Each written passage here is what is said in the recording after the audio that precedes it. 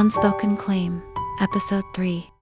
By the time Lyra elbowed her way off the packed subway, her coat was clinging to her skin, and someone's shoulder bag had left a permanent crease across her side. The air inside the train had been a soup of breath, cologne, and stale tension. Not unusual.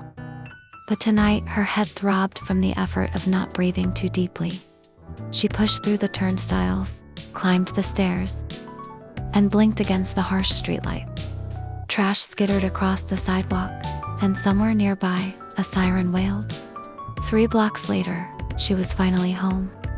Her apartment building tilted slightly with age and rain damage. The elevator hadn't worked since March, and the stairwell smelled like rust and cheap air freshener. On the 3rd floor, she juggled her tote bag and keys until the door clicked open, only to be met by a familiar, indignant sound. "Mir, I'm late." "I know," Lyra muttered. Alexa, her plump gray tabby, was already perched by her empty bowl, glaring up with full Omega guilt trip eyes. Lyra set her bag down, peeled off her coat, and crossed to the tiny kitchen. "You act like I don't feed you the same thing every day." Alexa chirped and circled her ankles, unimpressed. Once the cat was fed and purring on the window ledge, Lyra allowed herself exactly 30 seconds to lean against the counter and breathe. Not rest, not relax, just exist. She needed that buffer between the office and the rest of her night. Her heels were kicked off by the couch. Her hair came down in the bathroom.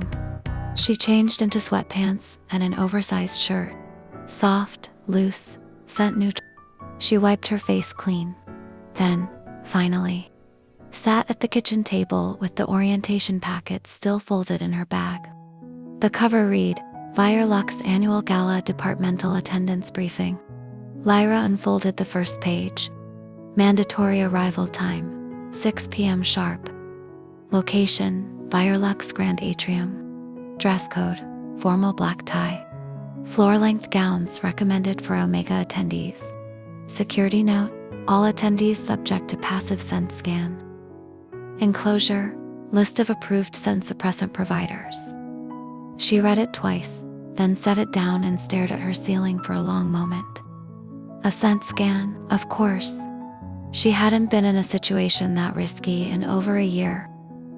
The last time she passed near a Bond-heavy gathering, she'd broken out in a cold sweat and left early under the excuse of a migraine.